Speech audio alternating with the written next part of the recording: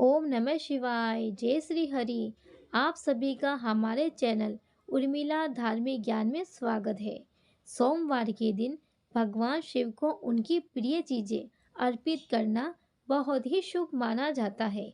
महादेव को बिलपत्र, धतूरा, भांग, रुद्राक्ष, चंदन अर्पित करें। साथ ही दूध से शिवलिंग का अभिषेक करें। इसके बाद हाथ जोड़कर सोमवार के व्रत का संकल्प ले। यकीन मानिए, आपके जीवन का हर दुख, हर संकट खुद ब खुद समाप्त हो जाएगा। चलिए प्रारंभ करते हैं सोमवार की व्रत कथा। एक बार किसी एक नगर में एक साहूकार था। उसके घर में धन की कोई कमी नहीं थी, लेकिन कोई संतान न होने के कारण वह बहुत दुखी था। संतान प्राप्ति के लिए वह हर सोमवार को व्रत रखता था। पूरी श्रद्धा के साथ शिव मंदिर जाकर भगवान शिव और माता पार्वती की पूजा करता था। उसकी भक्ति देखकर एक दिन माँ पार्वती प्रसन्न होकर भगवान शिव से साहूकार की मनोकामना पूर्ण करने का निवेदन करती है। पार्वती जी के आग्रह पर भगवान शिव ने कहा कि हे पार्वती, इस संसार में हर प्राणी को उसके कर्मों का फल मिलता है और जिसके भाग्य में जो होना हो उसे भोगना ही पड़ता है। लेकिन पार्वती जी ने साहूकार की भक्ति देखकर उसकी मनोकामना पूर्ण करने की इच्छा व्यक्त की। माता पार्वती के आग्रह पर शिवजी ने साहूकार को पुत्र प्राप्ति का वरदान तो दिया, लेकिन उन्होंने बताया कि यह बालक 12 वर्ष तक ही जीवित रहेगा। माता पार्वती और भगवान शिव की बातचीत को साहूकार सुन रहा था, इसीलिए उसे ना तो इस बात की खुशी थी और ना ही दुख था। वह पहले की भांति शिवजी की पूजा करता रहा। कुछ समय के बाद साहूकार की पत्नी ने एक पुत्र को जन्म दिया। जब वह बालक 11 वर्ष का हुआ तो उसे पढ़ने के लिए काशी जी भेज दिया गया।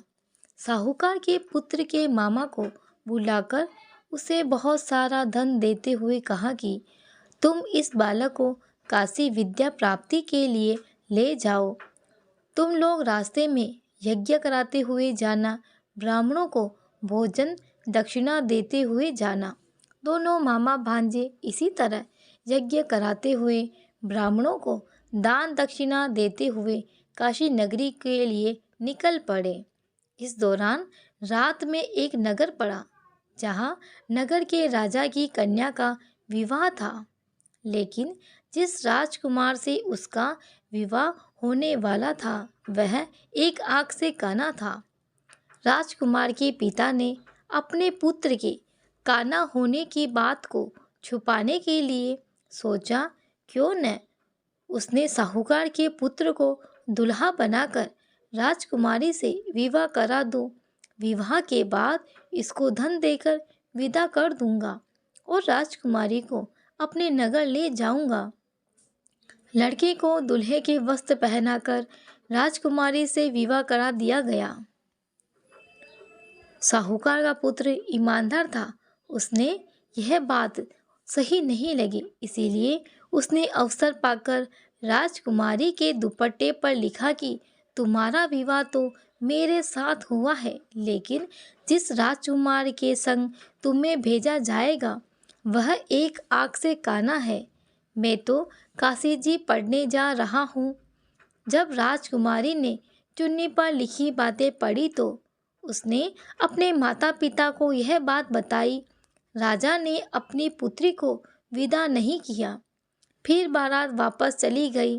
दूसरी ओर साहूकार का लड़का और उसका मामा काशी पहुँचे और वहाँ जाकर उन्होंने यज्ञ किया।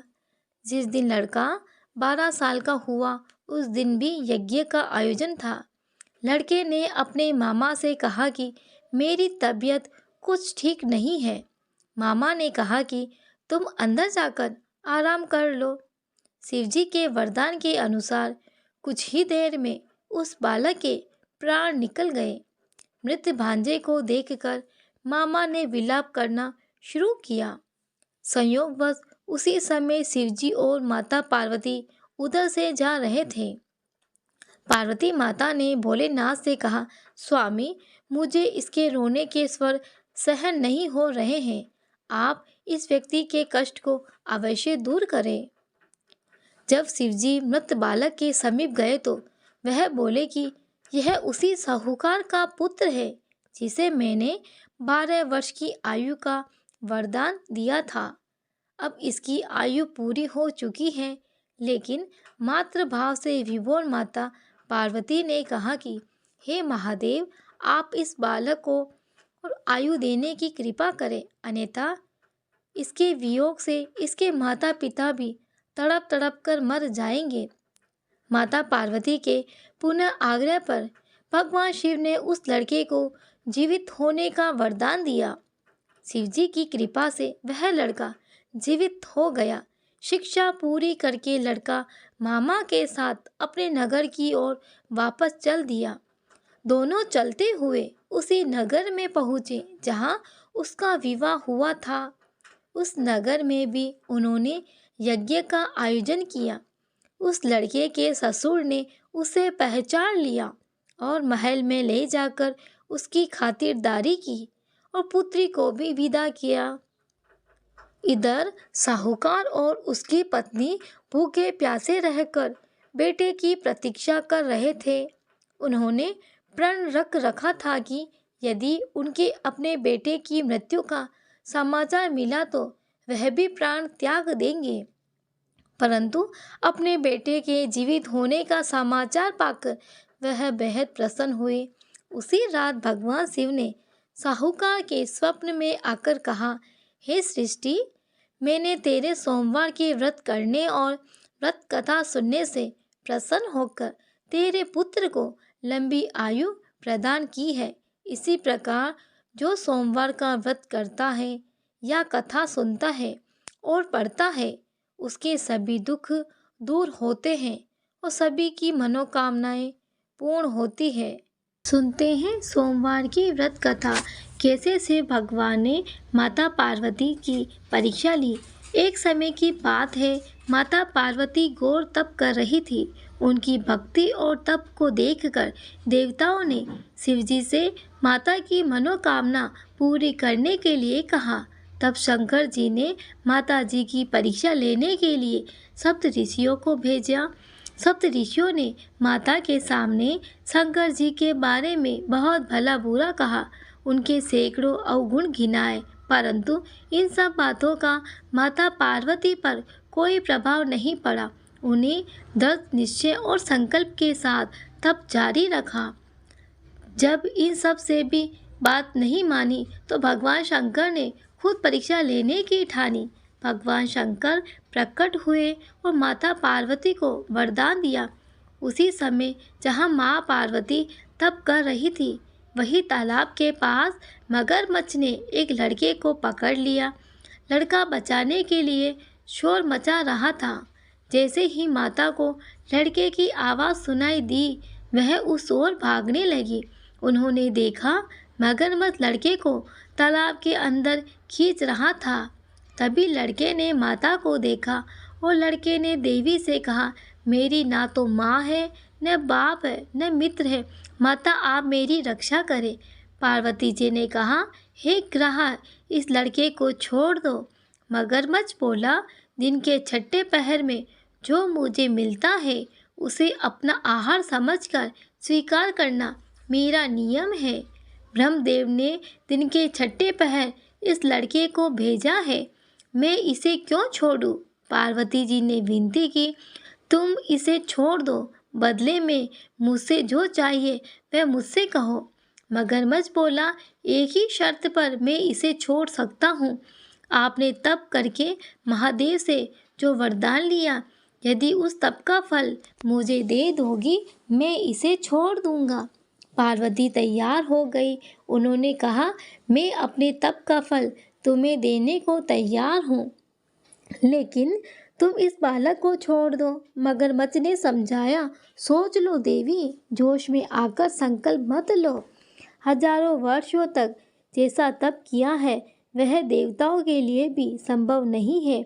उनका सारा फल इस बालक के प्राणों के बदले चला जाएगा।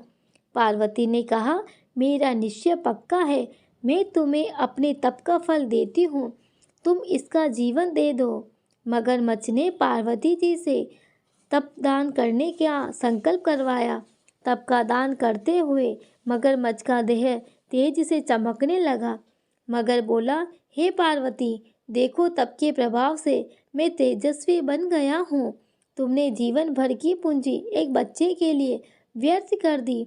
चाहे तो अपनी भूल सुधारने का एक मौका और दे सकता हूँ।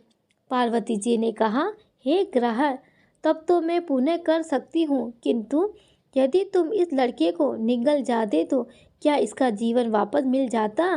देखते ही देखते वह लड़का अदृश्य हो गया, मगरमच्छ लुप्त हो गया। पार्वती जी ने विचार किया कि मैंने तप का वरदान किया, अतः पुनः तप आरंभ करती हूँ।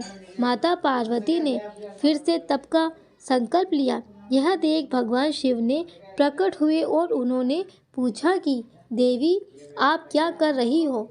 तब माता ने कहा, मैं पुनः तब आपको पति रूप में पाने के लिए तप कर रही हूँ। तब महादेव ने कहा कि उस बालक और मगरमच्छ के रूप में मैं ही था। आपने अपने तप का दान मुझे ही किया है। मैं तो बस तुम्हारी परीक्षा ले रहा था। तुम्हारा चित्त प्राणी मात्र से सुख दुख का अनुभव करता है या नहीं, इसीलिए अभी तुम्हें तप करने की आवश्यकता नहीं है। यह सब जानने के बाद देवी महादेव को प्रणाम कर प्रसन्न मन से विदा किया। श्रवण करते हैं शिव जी की आरती का। जय शिव ओमकारा, स्वामी जय शिव ओमकारा। ब्रह्मा विष्णु सदा शिव, ब्रह्मा विष्णु सदा शिव, अर्धांगी धारा। ओम जय शिव ओमकारा। एकानन चतुरानन पंचानन राजे, स्वामी पंचानन राजे।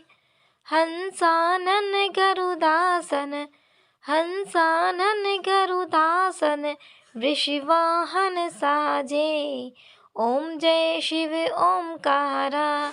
दो भुज चार चतुर्भुज, 10 भुज ते सोवे, स्वामी 10 भुज अति सोवे।